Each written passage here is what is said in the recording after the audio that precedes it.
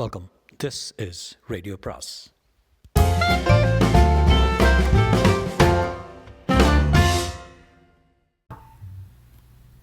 அனைவருக்கும் அன்பு வணக்கம்.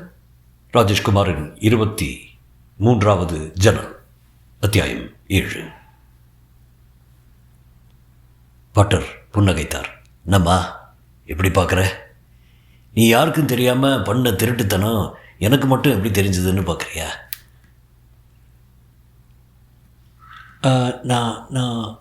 நாம் அப்புறம் தனியாக சந்தித்து பேசலாமா?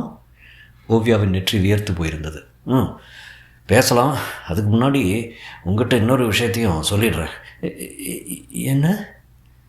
கற்ப கிரகத்தோட சூருக்குள்ளே அந்த கல்வெட்டு வாசகங்கள் இருக்கலாங்கிற நம்பிக்கையில் இன்ஃப்ராரெட் கேமராவில் நீ ஃபோட்டோ எடுத்தது ஒரு பைசாவுக்கு கூட உபயோகப்படாது.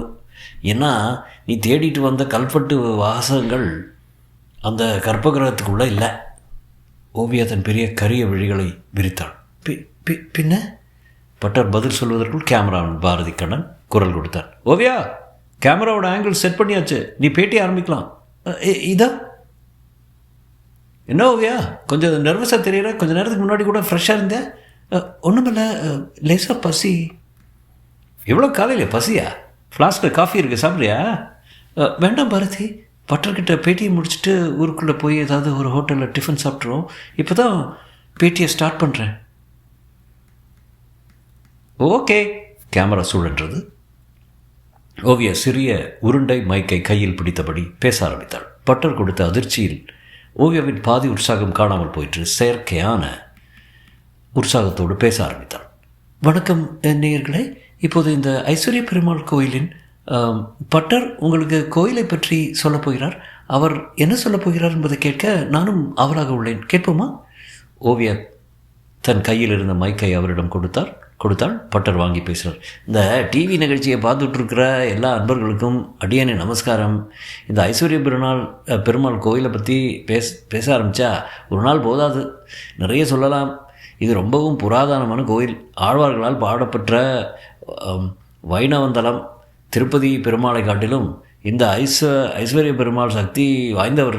சிரத்தை இல்லாமல் இந்த பெருமாளை சேவிச்சா பயன் ஏதும் இருக்காது.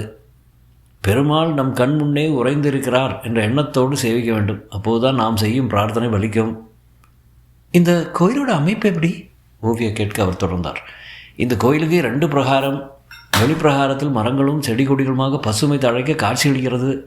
நுழைவு வாசலை கடந்து ஆலயத்திற்குள் செல்ல மையப்பகுதியில் தும்பிக்கை ஆழ்வாரும் அவருக்கு வலதுபுறம் ஆஞ்சநேயரும் உள்ளனர். கற்பகிரகத்தை நோக்கியபடி கருடாழ்வார் நின்ற கோலத்தில் காட்சியளிக்கிறார். பட்டர் பேச பேச ஓவியா இடைமறித்தார். இந்த கோயிலின் மகிமை என்ன? நிறைய இருக்குது. அப்படி மகிமை இருக்கிறதா இருந்தால் கோயிலில் கூட்டம் இருக்கணுமே.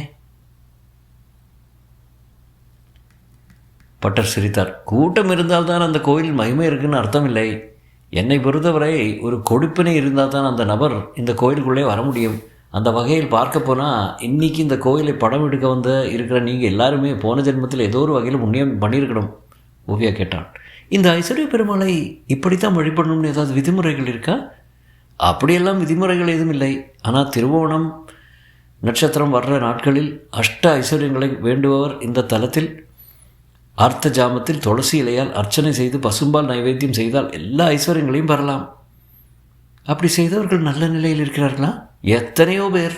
பட்டர் சொல்லிக் கொண்டிருக்கும் போதே பாரதி கண்ணன் கேமராவை அணைத்தான்.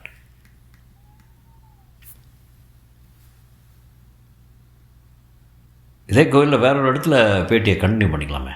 பாரதி கண்ணனும் உதவியாளர் கேமராவோடு வெளிப்பிரகாரத்தில் உட்பக்கமாக நடக்க ஆரம்பித்த விட ஓவியா பட்டரை பார்த்தபடி நின்றாள். பட்டர் மார்புக்கு குறுக்க கைகளை கட்டி கொண்டார். என்னம்மா பார்க்குற? ஓவியா அக்கம் பக்கம் பார்த்து விட்டு குரலை தாழ்த்தினார். நான் தேடிட்டு வந்த கல்வெட்டு வாசகங்கள் அந்த கற்பகிரகத்தில் இல்லைன்னு சொன்னீங்க. ஆமாம், அங்கே இல்லைன்னா வேற எங்கே இருக்கு? அதை சொல்கிறதுக்கு முந்தி உன்னோட ஜாதகம் எனக்கு வேணும். ஜாதகமா? ஜாதகம்னா நீ பிறந்தபோது கணிச்ச ஜாதகம் கிடையாது. பின்ன உண்மையிலே நீ யார்?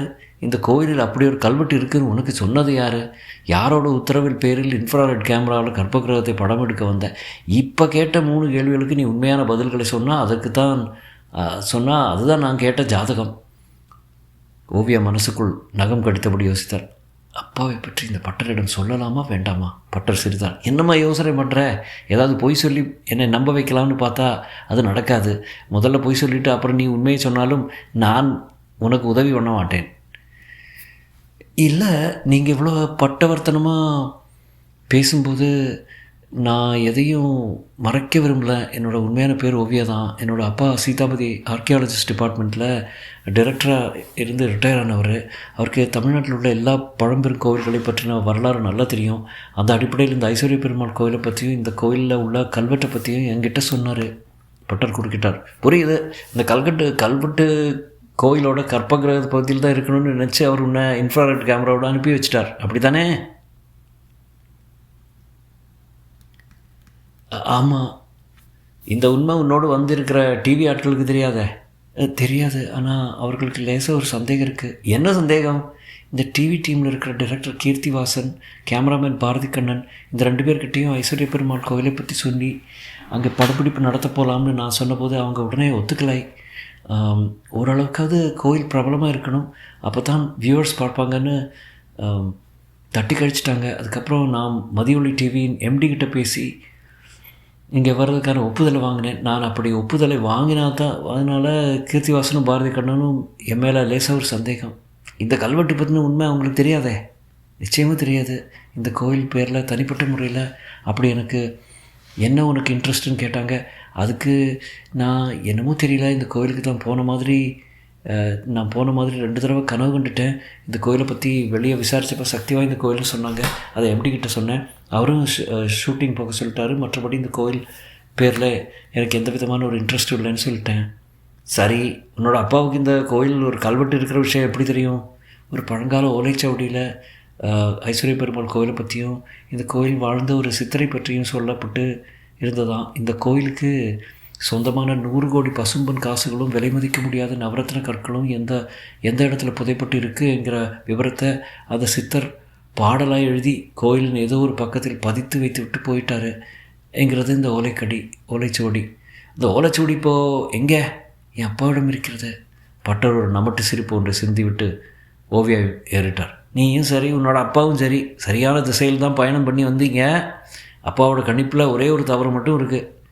என்ன தவறு? 100 கோடி பசும்பொன் காசுகளும் நவரத்ன கற்களும் புதைக்கப்பட்ட இடம் ஒரு கல்வெட்டு செய்தியில் இருக்கிறதாய் அவர் நினச்சிட்டு இருக்கிறது தப்பு. பின்ன அந்த செய்தி ஒரு தாமரை பட்டயத்தில் இருக்கிறது. தாமரை பட்டயமா? அந்த தாமரை பட்டயமும் இப்போ என்கிட்ட தான் இருக்குது. நான் அதை பார்க்கலாமா? அதுக்கு முன்னாடி உன்னோட அப்பா கிட்ட நான் பிஸ்னஸ் பேசணுமே. அத்தியாயம் 8.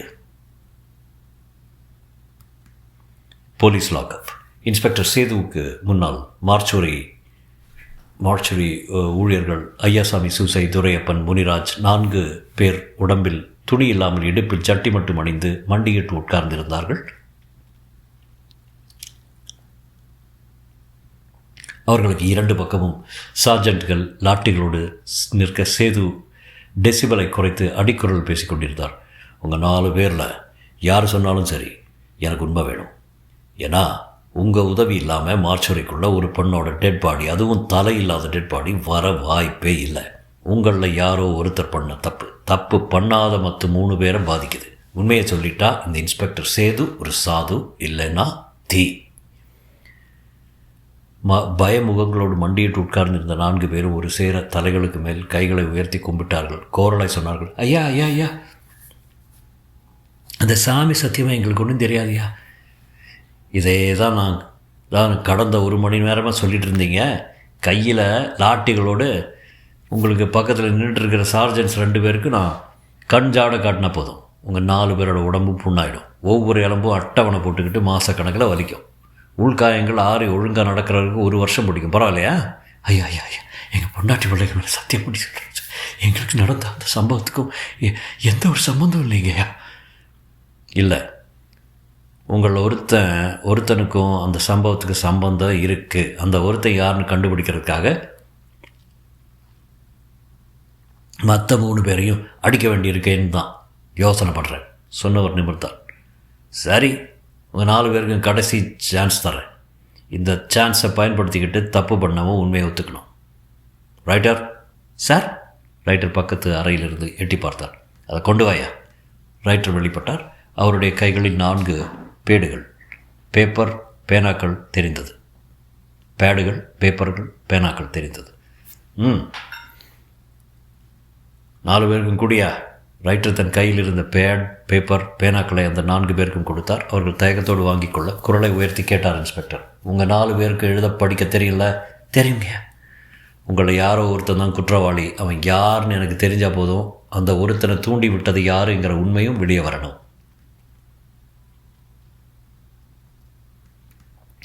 உங்கள் 4 பேருக்கும் 1 மணி நேரம் அவகாசம் தர்றேன். அந்த 1 மணி நேரத்துக்குள்ளே தப்பு பண்ணவன் இந்த பேப்பரில் உண்மையை எழுதியாகணும். நான் அவனை காட்டி கொடுக்க மாட்டேன். கடைசி வரைக்கும் அது ரகசியமாகவே இருக்கும். 4 பேரும் தனித்தனியாக உட்காந்து எழுதி என்கிட்ட கொண்டு வந்து கொடுக்கணும். இந்த வாய்ப்பை உபயோகப்படுத்திக்கிட்டால் உங்களுக்கு நல்லது. இப்போ என்கிட்ட சொன்னதையே லெட்டரில் எழுதி கொடுத்தா நான் ஒத்துக்க மாட்டேன். சொன்ன சேது பக்கத்தில் இருந்த சார்ஜென்ட்டிடம் திரும்பினார். இந்த 4 பேரையும் தனித்தனி உட்கார வைங்க. ஒருத்தருக்கு ஒருத்தர் பேசிக்கூடாது. சரியாக 1 மணி நேரம் கழித்தது பேப்பரோட ஒவ்வொருத்தனையும் என்னோடய ரூமுக்கு அனுப்புங்க. Yes sir. இந்த வாய்ப்பையும் இவங்க உபயோகப்படுத்தலைன்னா ரெட் செல்லுக்கு கொண்டு போய் பாதி உயிரை எடுத்துட வேண்டித்தான். தொடரும்.